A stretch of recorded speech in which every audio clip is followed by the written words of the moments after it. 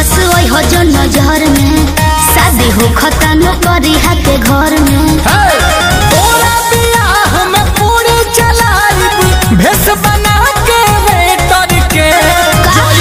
जब जाए मैल डाले तो तार कटब जनरेटर के जइबे जब जाए मैल डाले तो तार कटब जनरेटर के दुल्हा के बगली में डालब तोर दिहल भोले करके जइबे जब जाए मैल डाले तो तार कटब जनरेटर जइबे जब जाए मैल डाले तो तार कटब जनरेटर के जगिए भापा दे प्लीज ऐसा कुछ मत करना।